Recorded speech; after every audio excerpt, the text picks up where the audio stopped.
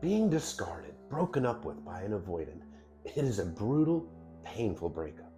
But what makes it even more painful is when you have to see this person hop into a new relationship and treat this new person way different, way better than they treated you. They are all in with this person. They're committing. They're spending tons of time together. They're not distancing. They're advertising this person on social media.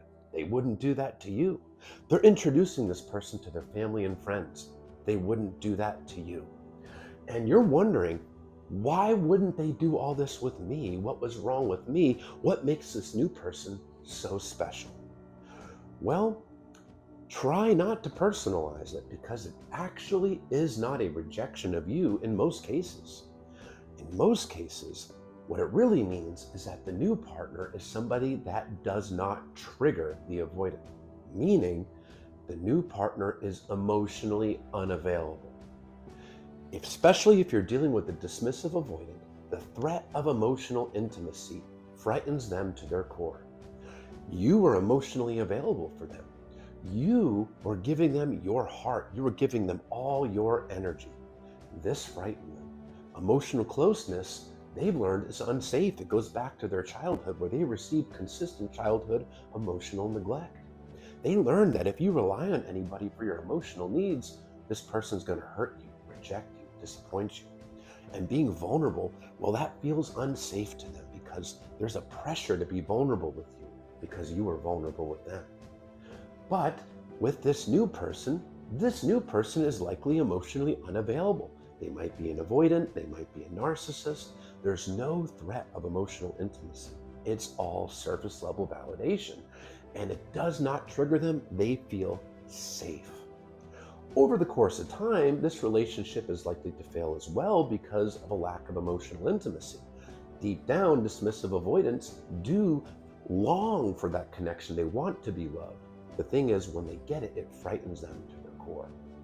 They personalize that lack of love as a child, growing up to feel unlovable and defective. That's why they put walls up, because if they keep their partner at an emotional arm's length, it prevents the partner from figuring out that the dismissive avoidant is unlovable and defective, as they perceive themselves to be. If you're dealing with a fearful avoidant, the emotionally unavailable person is likely to trigger their anxious side, because fearful avoidants are disorganized attachers, meaning they have both an anxious, preoccupied, as well as a dismissive avoidant attachment. The emotionally unavailable person will likely trigger feelings of their childhood trying to earn the love from an emotionally unavailable parent. So they're going to be in their anxious mode, constantly trying to earn the love and the validation from a partner that's emotionally available.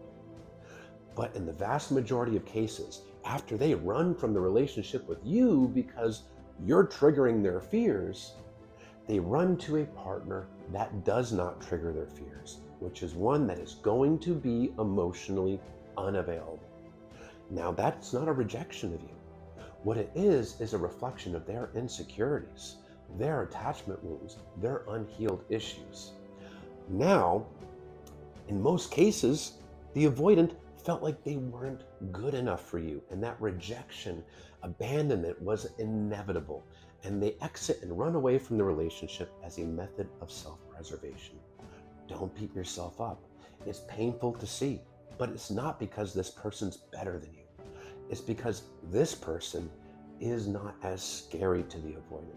They don't fear abandonment by this person because this person ultimately isn't anything special. They're both walled off from each other, and it just feels safe.